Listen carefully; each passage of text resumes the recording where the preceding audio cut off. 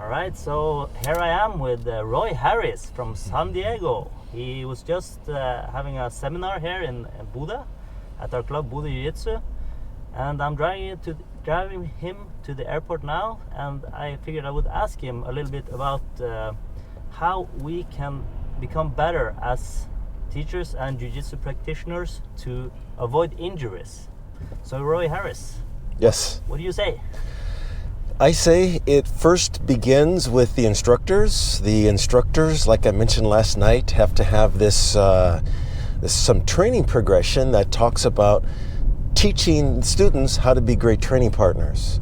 I think because we as instructors give students superpowers with these arm locks, leg locks, and chokes, we don't realize that we shouldn't just give them to them and then expect them to use them prudently. I think we need to monitor them and teach them and show them by example what it means to be a great training partner so that we can help the community grow together without all these injuries.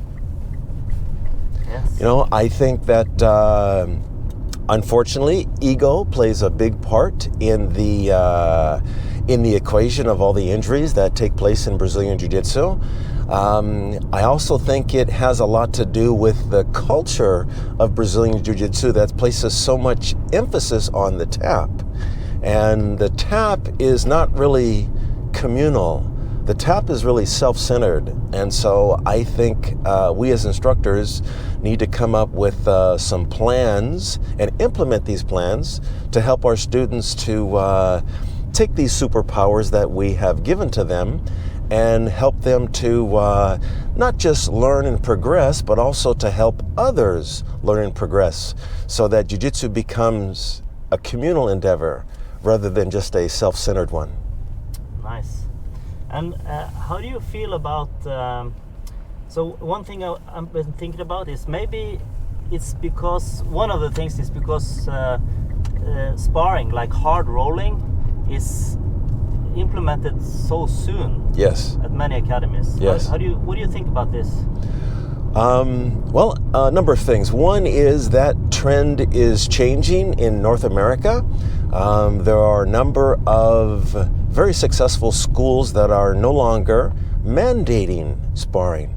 As a matter of fact, they have technical classes where it's technique and drilling only, and then they have sparring exclusive classes. So they've actually separated them and found that students actually enjoy that more than being forced to spar. So I think that that is one thing that can be implemented. Obviously, sparring needs to eventually be a part of the game, but for absolute beginners, I don't think it should be required. No. But yeah, I was thinking that it would be kind of hard to practice jiu-jitsu completely without sparring, but eventually, in some form at least, you would have to implement some sparring. Yes, and I think this is where like earlier I talked about the instructors coming into play. Yeah. I think instructors need to get beyond themselves and get beyond the tradition of how this amazing art has been presented and take a look at their clients and meet their needs. What that means is not everybody is there each night for a skill set. Sometimes people are there to relieve stress. Sometimes people are there to learn some self-defense or develop some friendships or camaraderie. There's all kinds of reasons that people come to class, and sparring is not always friendly. It's not always communal. It's not always, in the benefit for everybody, especially for the older practitioners who have other responsibilities outside of the gym. So I think sparring has to be approached differently. Yeah, I completely agree. Do you have, is there any particular techniques you would that you think are detrimental, that can cause more damage, or is it simply just this what you just talked about? I think from my perspective, having been involved with so many different styles, with so many different instructors, I think all techniques are equal. Yeah. Whether it's a straight arm lock, a bent arm lock, a wrist lock, a heel hook, even a finger lock or a thumb lock. Yeah. Where the problem comes in is with instruction, as well as what the instructors allow during sparring. Yeah. And so I know some people say, oh, heel hooks are dangerous. I don't think so, because I had them at my academy for years and there were very few injuries that actually occurred.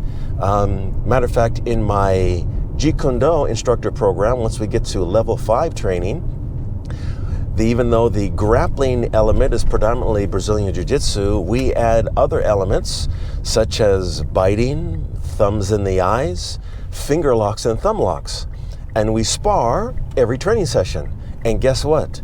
0 injuries. And you have all your fingers? Yes. Nice. And so it is possible to spar using all techniques, but I think what it boils down to is the attitude that the practitioner brings to it and what the instructor says is okay or isn't okay, as well as having an instructor monitor what's going on. That's very, very important. Yeah.